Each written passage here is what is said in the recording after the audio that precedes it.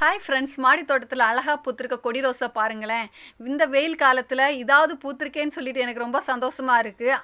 அதுவே பாருங்களேன், 2 பாட்டுக்கு இடையில ரகசியமாக ஒளிஞ்சு போய் பூத்து நிற்கிற மாதிரி பூத்து நிற்குதுங்க. இந்த வெயிலுக்கு பயந்துட்டு அதுங்களும் ஒளிஞ்சு போய் பூத்து நிற்கிறாங்க. அவ்வளோ அழகாக இருக்குது. மாடி தோட்டத்தில் இதாவது அழகாக பூத்து நிற்கிறேங்கிற சந்தோஷம். இது இன்னொரு பாட்டில் இருக்க கொடி ரோஸுங்க. இது நான் இந்த வீட்டு உரம் எல்லாம் காய்கறி வேஸ்ட்டுங்கெல்லாம் கொடுத்தேன்னு சொன்னேன் பார்த்தீங்களா, அதுக்கப்புறம் எடுத்த மொட்டு. அந்த காய்கறி வேஸ்ட்டுங்களெல்லாம் கொடுத்துக்கிட்டு நான் என்ன பண்ணேன்னா அந்த செடிங்களெல்லாம் வெட்டி விட்டதுக்கு அப்புறம் எடுத்த மொட்டுங்கள் தாங்க இதெல்லாம். ஒரு இதுலேயும் 20 மொட்டு 10 மொட்டு அப்படி வச்சு கொத்து கொத்தாக தான் மொட்டு எடுத்துருக்குது. பரவாயில்ல, உரம் கொடுத்ததுக்கு ரிசல்ட்டு கொஞ்சமாவது நல்லா இருந்துகிட்டு இருக்குது. அதே மாதிரி அந்த பாட்டுக்குள்ளே பாருங்களேன், மார்னிங் க்ளோரி படர்ந்து போயிட்டுருக்குதுங்க. அதுக்குன்னு கொடி ரோஸுக்குன்னு தான் ஒரு கம்பு ஊனி விட்டேன். ஆனால் மார்னிங் க்ளோரி படர்ந்து போயிட்டுருக்குது. பிடுங்கவும் மனசு இல்லை, சரி விட்டுட்டேன், நின்றுட்டு போட்டுன்ட்டு. இதை பாருங்களேன், இது ஒரு காஷ்மீரி ரோஸ் ஒளிஞ்சு போய் பூத்து நிற்கிறாங்க. எல்லாரும் வெயிலுக்கு பயந்து போய் பூத்து இருக்கிற மாதிரி எனக்கு ஒரு தோணல்.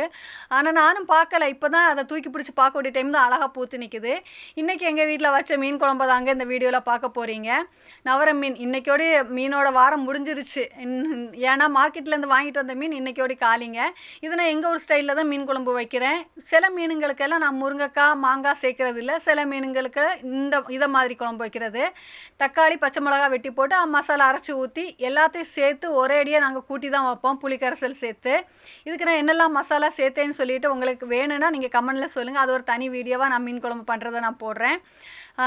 ஒவ்வொரு டைப்புக்கும் ஒவ்வொரு சைஸாக இருக்கும் நாங்கள் வைக்கிறது. ஆனால் நிறைய பேர் தமிழ்நாட்டு சைட்லலாம் கொதிச்சதுக்கு அப்புறம் தான் மீன் போடுவாங்க. நாங்கள் அப்படி இல்லைங்க, எல்லாத்தையும் சேர்த்து கலைக்கு ஒரேடியாக நாங்கள் அடுப்பில் ஏற்றிடுவோம்.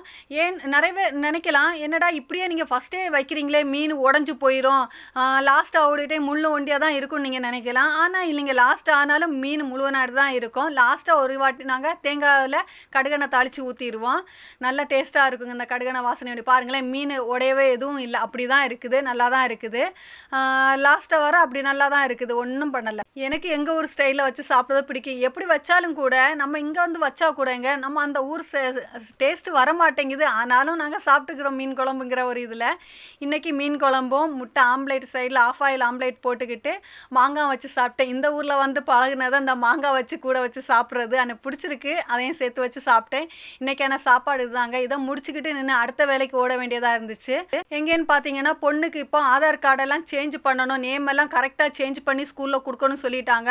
அதுக்கு வேண்டி நான் ஓடிட்டுருக்கேன். ஏன்னா இன்சியல் பேர்லெல்லாம் இன்சியலு ஸ்பெல்லிங் மிஸ்டேக் இருக்கிறதெல்லாம் கரெக்டாக பார்த்து எடுத்து கொடுக்க சொல்லியிருந்தாங்க. அதுக்கு வேண்டி 2 நாளாகவே போயிட்டு இருந்தேன். இதில் இன்றைக்கி சரியாரின்னு சொல்லிட்டு இன்றைக்கும் நான் போனேன். ஆனால் இன்றைக்கி சரியாகலைங்க, ரிட்டன் தான் வந்துட்டேன். இந்த வீடியோ பிடிச்சா லைக் பண்ணுங்கள்.